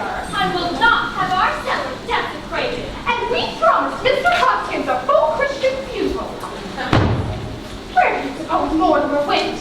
I don't know, but you must be doing something because you said to Jonathan, you just wait, I'll settle this. Well, he can't very well settle it when he's out of the house. And that's all he would settle. What's going on down there? All right. Now, where's Ted? Mortimer, where have you been? I've been over to Dr. Gilchrist. I've got his signature on Teddy's commitment papers. Mortimer, what is the matter with you? Running around getting papers signed at a time like this. Do you know what Jonathan's doing? He's putting Mr. Hoskins and Mr. Spinalzo in together. Oh, he is he? Well, let him. Is Teddy in his room? Teddy won't be in hell. Once he signs these commitment papers, I can tackle Jonathan. What have they got to do with it? And to go and tell Jonathan about those 12 graves. If I can make Teddy responsible for those, I can protect you, don't you see? No, I don't see. And we pay taxes to have the police protect us. Down in a minute. Well, come along, Martha. We're going for the police. All right. The police! You can't go for the police! Why can't we? Because if you tell the police about Mr. Hoskins, Mr. Spinalzo, then they'll find Mr. Hoskins. And that might make them curious. And then they find out about the other 12 gentlemen. Mortimer, we know the police better than you do. And I don't think they'd pry into our private affairs if we asked them not to. If they find your 12 gentlemen, then they'll have to report to headquarters. Oh, I'm not so sure they'd bother. They'd have to make out a very long report, and if there's one thing a policeman hates to do, it's to write. You can't depend on that. It might leak out, and besides, you couldn't expect a judge and jury to understand. Oh, Judge Cullen would. Yes, we know him very well. He always comes to the church to pray, just before lunch. And he's coming here to tea someday. He's promised. Oh, Abby, we must speak to him again about that. His wife died a few years ago, and left him awfully lonely. Well, come along, Martha. No! You can't go, I won't let you. You can't leave this house, and you can't have Judge Coleman over for tea. Well, if you're not going to do something about Mr. Spinalzo, we are. I am going to do something. We may have to call the police in later, but if we do, I want to be ready for them. You've got to get Jonathan out of this house. And Mr. Spinazzo, too. Will you please let me do this my own way? I've got to go see Teddy. Now, Mortimer, if they're not out of this house by morning, we're going for the police. They'll be out. I promise you that. Now go to bed, will you? And for heaven's sake, change out those clothes. You look like something out of Edgar Allan Poe. Well, Abby, that's a relief, isn't it? Yes, if Mortimer's really going to do something at last, it just means that Jonathan's going to a lot of unnecessary trouble. We better tell him. Oh, Jonathan, you might as well stop what you're doing. It's all done. Did I hear Mortimer? Well, it will just have to be undone. You're all going to be out of this house by morning. Mortimer's promised. Oh, we are we? In that case, you and Aunt Martha can go to bed and have a pleasant night's sleep. Yes, come, Abby. Good night, aunties. No, good night, Jonathan, and goodbye. By the time we get up, you'll be out of this house. Mortimer's promised. And he's got a way of doing it, too. Then Mortimer is back. Yes, he's up here talking to Teddy. Goodbye, Jonathan. Goodbye, Jonathan. Perhaps you'd better say goodbye to Mortimer. Oh, you'll see Mortimer. Yes, I'll see Mortimer. Phew. That's all fixed up. Smooth like a lake. Nobody would ever know they were down there. That bed feels good already. 48 hours we didn't sleep. Come on, Johnny. We go up, yes? You're forgetting, Doctor. What? My brother, Mortimer. No, Johnny. We do that tomorrow. Oh, next day. No, tonight, now! No, Johnny. I'm tired. And tomorrow I get to operate. Yes, you're operating on me tomorrow, Doctor. But tonight we take care of Mortimer. No, Johnny. Tonight we go to bed, eh? Doctor, look at me! You can see it's going to be done, can't you? I can see. I know that look. It's a little too late for us to dissolve our partnership. Okay, we do it. But the quick way. The quick twist. Like in London. No, Doctor. I think this calls for something special. I think perhaps the Melbourne method. No, Johnny. Not Melbourne. 2 hours. And when it was all over, the fellow in London was just as dead as the fellow in Melbourne. We had worked too fast in London. There was no aesthetic satisfaction in it. But Melbourne, there was something to remember. Remember, I wish I didn't. No, Johnny, not Melbourne, not me. Yes, Doctor. Where are your instruments? I won't do it, Johnny. I won't do it. Get your instruments! No, Johnny. Where are they? Oh, yes. You hid them in the cellar. Where? I won't tell you. I won't tell you. I'll find them, Doctor. Don't do that, Mr. President. But I cannot sign any proclamation without consulting my cabinet. This must be secret. Secret proclamation? How unusual. Japan mustn't know until it's signed. Japan! I'll sign it right away. You have my word for it. But I have it no later. Yes, let's go and sign. You wait here. The secret proclamation has to be signed. Secret. Not at once, Mr. President. I'll have to put on my signing clothes. Hey, you go now, eh? No, Doctor. I'm waiting for something important. Please, you go now. Dr. Einstein, I have nothing against you personally. You seem to be a nice enough fellow. Take my advice. Get out of this house. Get just as far away as possible. Trouble.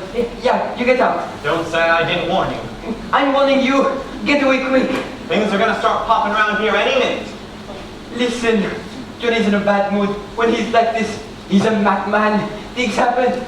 Terrible things. Jonathan doesn't worry me now. Don't those plays you see teach you anything? About what? Well, at least the people in the place act like they have a sense. That's more than you do. Oh, you think so, do you? You think people in plays act intelligently? I wish you had seen some of the ones I've had to see. Take the little opus I saw tonight, Fred. In this play, There's this man. He's supposed to be bright. He knows he's in a house with murderers. He's even been warned to get out of the house. Does he leave? No. He stays there. Now I ask you, Doctor, is that something someone intelligent would do? You're asking me? He didn't even have sense enough to be frightened, to be on guard. For instance, the murderer asks him to sit down. You mean, won't you sit down? Believe it or not, that one was in there too. What did he do? He sat down. Now, mind you, this fellow's supposed to be bright. So there he sits, just waiting to be trussed up. And what do you think they used to tie him with? What? The curtain cord. It's a good idea. It's convenient. A little too convenient. When our playwright's gonna use some imagination. Curtain cord. He didn't see him get it? See him? He sat there with his back to him. Now you see what we have to suffer through night after night. They say the critics are killing the theater. It's the playwrights who are killing the theater. So there he sits, the big dope. This fellow who's supposed to be bright. Just waiting to be trussed up and down. Hey!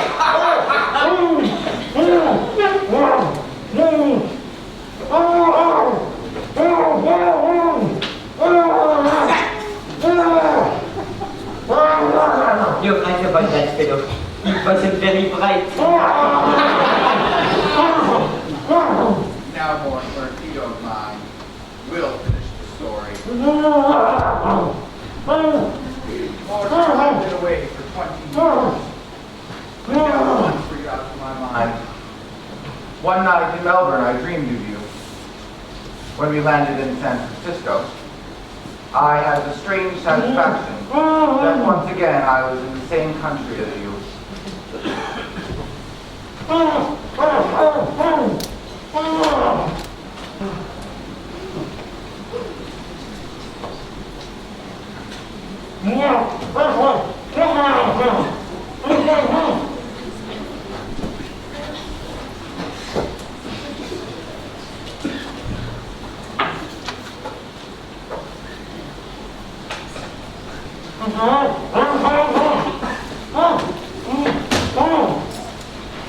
Now we go to work, Doctor. Judy, please, for me, the quick way. No, Doctor. This really must be an artistic achievement. Don't forget, we're performing for a very distinguished critic. Johnny! Doctor! All right, let's get it over with.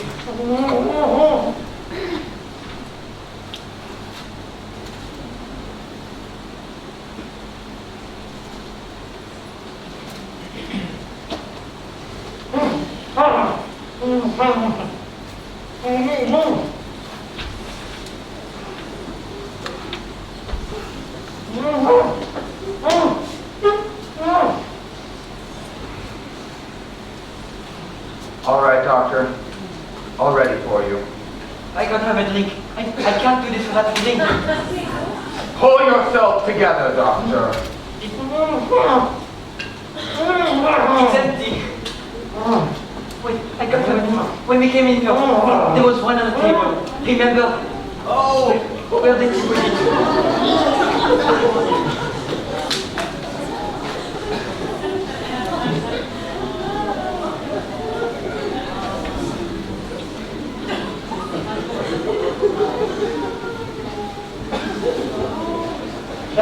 That's what there is. I split it with you. We both need a drink. Doctor, please, wear your mask. Yes, Mortimer, I now realize it is you who brought me back to Brooklyn. Doctor, to my dear dead brother. That idiot! He goes next! That's all! He goes next! No, Johnny, that's what I stopped. He goes next. We get to Teddy later. No, we don't get to him at all. Now we've got to work fast. Oh yeah, the quick way. Yes, Doctor, the quick way. Hey, the girl's gotta quit blowing that horn! It's all right, officer. We're taking the bugle away from them. There's gonna be a ruckus in the morning. I promised the neighbors he would do that anymore. It won't happen again, officer. Goodbye. Good night. Better speak to him myself. Where are the lights?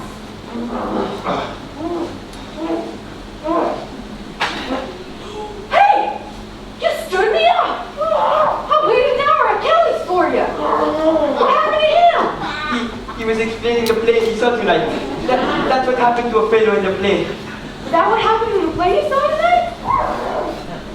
Gee, they practically stole it from my play. Why, my play? Just before the... I better start. So it opens in my mother's dressing room, where I was born. Only I ain't born yet.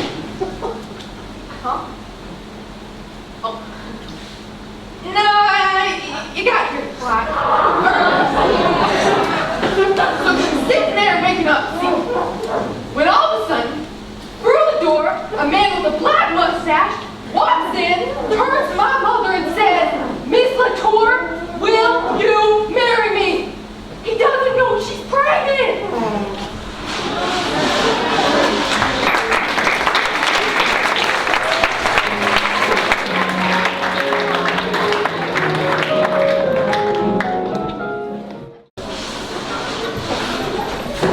So there she is, lying unconscious across the table.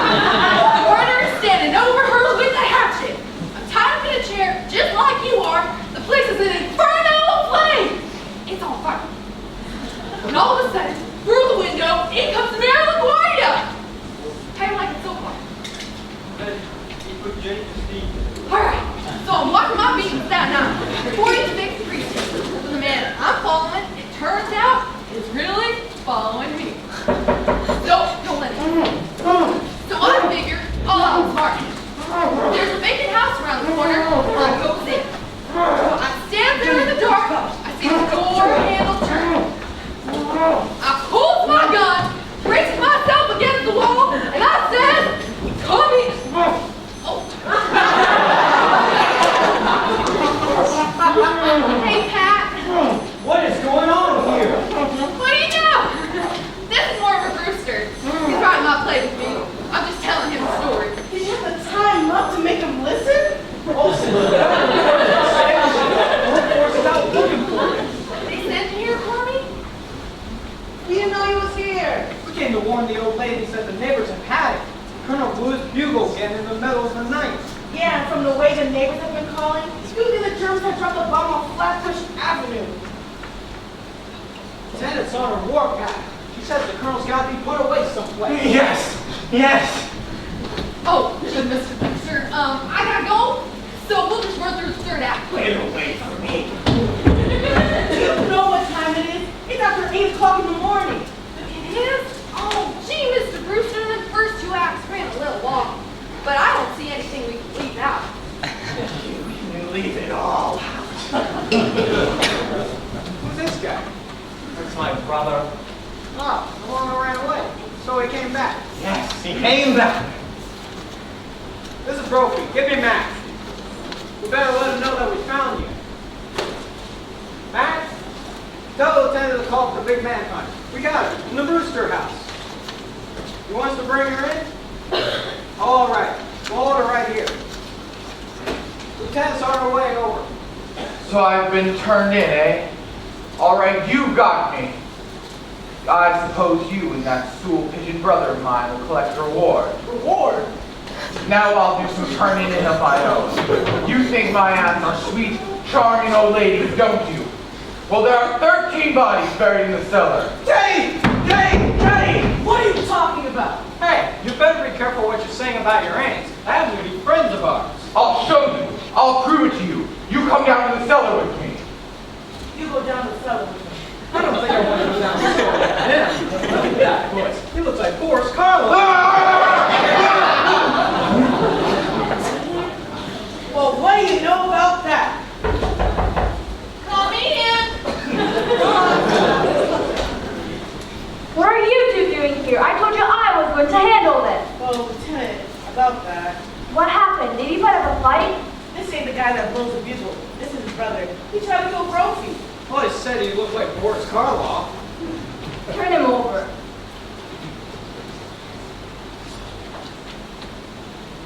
I kind of think he's wanted somewhere. Oh, you kind of think he's wanted somewhere? If you guys don't look at the circulars we put up in the station, at least you could read through the detective. Certainly he's wanted in Indiana. Escaped from the prison for the criminal insane. He's a lifer. That's how he was described. He looked like Carlo. Well, was Warren mentioned? Yeah, and I'm claiming it. He tried to put us down in the cellar. Yeah, he said there was 13 bodies buried down there. 13 bodies buried in the cellar? And that didn't tip you off he came out of a nut house. I thought all along you talked kind of crazy. Oh, it's Shakespeare. You've been all night, and you didn't even bother to tell me. I've been right here, Lieutenant. Riding my plane with Warren Brewster. Yeah, well, you'll have plenty of time to ride that plane. You're suspended. Now get back and report in.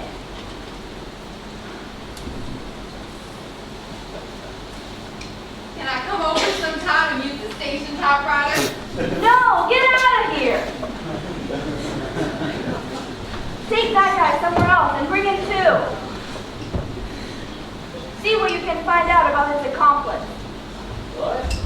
The guy that helped him escape. He's wanted too.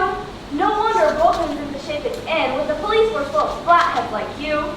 Falling for that kind of a story. 13 bodies in the cellar. But there are 13 bodies in this cellar. Who are you? I'm President Roosevelt. Who is this? He's the fellow that blows bugles. Good morning, Colonel. Well, Colonel, you've blown your last bugle. Dear me, another yellow fever victim. What? All the bodies in the cellar are yellow fever victims. You know, Colonel, this is spy from the White House. Will you get that guy out of here? Well, if there's any questioning of the spies, that's my department. You, keep out of this. You're forgetting, as president, I'm also the head of the Secret Service. Here, yes.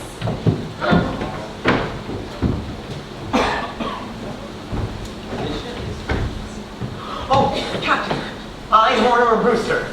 Are you sure? I come to talk to you about my brother Teddy, the one who blows the bugle. Mr. Brewster, we ain't going to talk about that. He's got to be put away. Yes, I quite agree with you. In fact, it's all been arranged for. I've had these commitment papers signed by Dr. Gilchrist, our family physician. Teddy has signed them himself, you see, and I signed his next of kin. Where's he going? Happydale. All right, I don't care where he goes as long as he goes. Oh, he's going all right.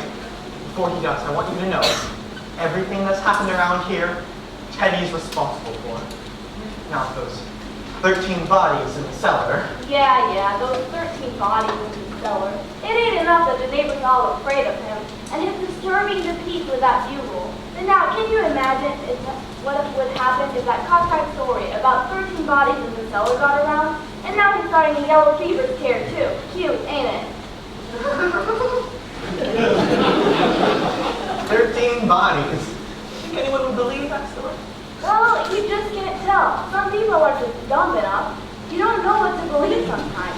Just last year, a crazy guy started a murder rumor over in Greenpoint, and I had to dig up a half-acre lot just to prove that. Will you excuse me for a moment?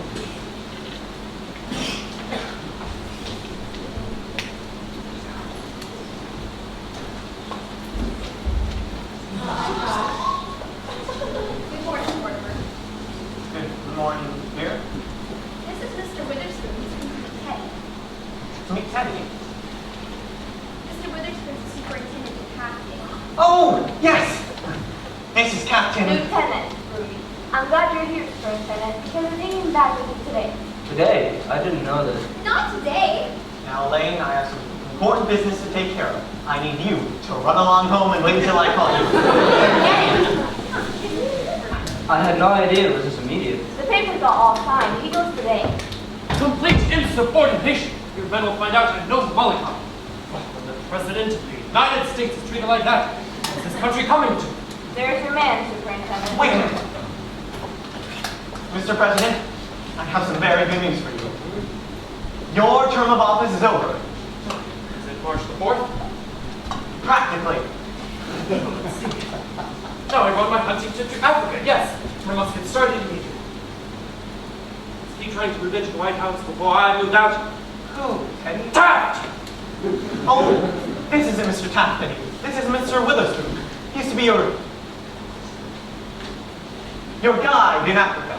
No, bully! Bully! I'll bring down my equipment. When the safari comes, I'll let you wait. Oh, goodbye, Aunt Tabby. Goodbye, Aunt Martha. I'm going to Africa. It's such a wonderful...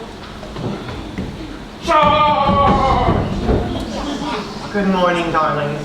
Oh, we have visitors. This is Lieutenant Rooney. How do you do, Lieutenant?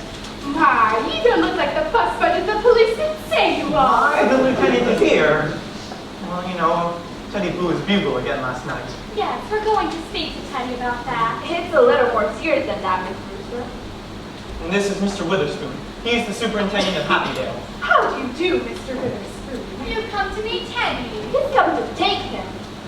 Now, Aunties, the police want Teddy gone. Today. Oh, no! Now, well, we're alive. I'm sorry, Miss Brewster, but it has to be done. The papers are all signed, and he's going along with the superintendent. We won't permit it. We'll promise to take the bugle away from him. We won't be separated from Teddy. I'm sorry, ladies, but the law is the law. He's committed himself, and he's going. Well, if he goes, we're going too. Yes, you'll have to take us with him. Well, why not? Well, that's very nice of them to say, but I'm afraid it's impossible. We can't pay sane people at Happydale. Mr. Witherspoon, if you let us go there with Teddy, we'll see that Happydale is in our will, and for a very generous amount. Well, the Lord knows we could use the money, but I'm afraid... Now, let's be sensible about this, ladies. Here, for instance, I'm wasting my morning when I've got serious work to do. You know, there are some murders to be solved in Brooklyn. Yes! Oh, are there? It ain't only about his bugle blowing, and the neighbors all afraid of him, but things would just get worse. Sooner or later, we'd be put to the trouble digging up your cellar. Our cellar? Yeah, your nephew's been telling around that there's 13 bodies in your cellar. Oh, but there are 13 bodies in our cellar. Why, if that's why you think Teddy has to go away, you just come downstairs with us and we'll prove it to you. There's one, Mr. Spinalzo, who doesn't belong here and who will have to go home. But the other 12 are our gentlemen. No, and Abby, I'm sure the lieutenant doesn't want to go down to the cellar. She was telling me that only last year she had to dig up a half-acre lot. Isn't that right, Lieutenant? That's right. Oh, well, she wouldn't have to dig here. We have the graves all marked. We put flowers on them every Sunday. Flowers? Mr. Witherspoon, don't you think you can find some room for this lady? Well, you come just right downstairs and we'll show you the graves. I'll take a word for it, lady. I'm a busy woman. How about it, Super? Well, they have to be committed. Well, Teddy committed himself. Can't they commit themselves? Can't they sign the Well, papers? certainly. Oh, if we can go with Teddy, we'll sign the papers. Where are they? Yes, where are they? He's coming around, Lieutenant. Oh, good morning, Officer Clyde. Good morning, Officer Klein. Are you here too? Yeah, both of you make out your other nephew out in the kitchen. Well, sign him up, Superintendent. I want to get this all cleaned up. 13 bodies. You'll sign right here. You here, Emma? I'm really looking forward to going. The neighborhood here has changed so. Just think, the front lawn again. Oh, it appears we're overlooking something. What? We're going to need the signature of a doctor. Oh, Dr. Einstein! Oh, wait a moment. Will you come here, Doctor? I think I must go. Just come right over, Doctor. At one point last night, I thought the doctor was going to operate on me. Just come right over. Sign right here. Were you leaving, Doctor? Aren't you going to wait for Jonathan? I don't think you're going to save this. Hello, Elaine. Good to see you. Stick around, huh? Don't worry, I'm planning to. Hello, Matt. Rooney. We've got that guy that's wanted in Indiana. Now, there's a description of his accomplice sitting right there on the desk. Read it to me. Yeah, about 54, 5'6", less than 100 pounds, poses as a doctor, talks with an accent. Thanks, Matt. It's all right, Lieutenant. The doctor here has just completed the signatures. Thanks, Doc. You're really doing Brooklyn a service.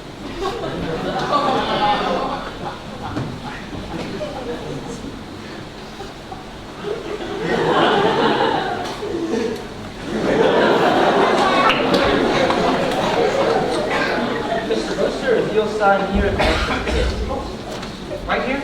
Yes, that's right. That makes everything complete? Everything legal? Oh, yes. Well, Aunties, now you're safe. When do you think you'll be ready to start? Well, why don't you go upstairs and tell Teddy just when he can take along? Upstairs? I can show you. Oh, no, Mortimer. You stay here. We want to talk to you. Yes, Mr. Withers. Just upstairs and to the left.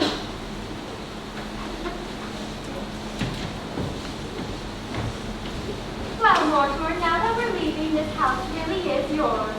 Yes, we want you to live here now. Oh, Aunt Abby, I couldn't do that. This house is too full of memories. But you'll need a home once you and Lady Mary. No, darlings, that's very indefinite. It's nothing of the kind. We're going to be married right away. Mortimer, we're really very worried about something. Aunt Abby, you're going to love it in Happy Vale. Oh, yes, we're very happy about the whole thing. That's just it. We don't want anything to go wrong. Will they investigate those signatures? Oh, don't worry, they're not going to look up Dr. Einstein. Oh, it's not his signature, dear. It's yours. You see, you signed as next of kin. Of course, why not? Well, it's something we never wanted to tell you. But now you're a man, and it's something Elaine should know, too. You see, dear, you're not really a Brewster. Your mother came to us as a cook, and you were born about 3 months afterwards. But she was such a sweet woman and such a nice cook, and we didn't want to lose her. So brother married her. I'm not really a Brewster. Now, don't feel badly about it, dear. Elaine, do you hear? You understand? I'm not a Brewster! And Elaine, it won't make any difference to you. None. Well, I really ought to see about breakfast. Oh, Mortimer's coming back with me. Father's gone to Philadelphia, and Mortimer and I will have breakfast together. Oh, yes. I need some coffee. It's been a long night. Coming right up.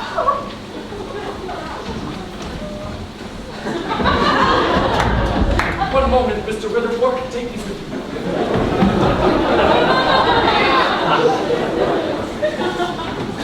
We won't need the wagon. My car's out front. Oh, you're leaving now, Jonathan? Yeah, he's going back to Indiana. There's some people there that want to take care of him for the rest of his life. Well, it's good to know you have someplace to go. Yes, we're going to Happydale. Then this house has seen the last of the Brewsters. Unless Mortimer wants to live here. I have a suggestion. Why don't you turn this property over to the church? Oh, well, we never thought of that. After all, it should be part of the cemetery. All right, get going. Goodbye, aunties. I can't better my record, but neither can you. At least I have that satisfaction. The score stands either 12 to 12. Jonathan always was a mean boy. Never could stay to see anyone get ahead of him. I wish we could show him he isn't so smart.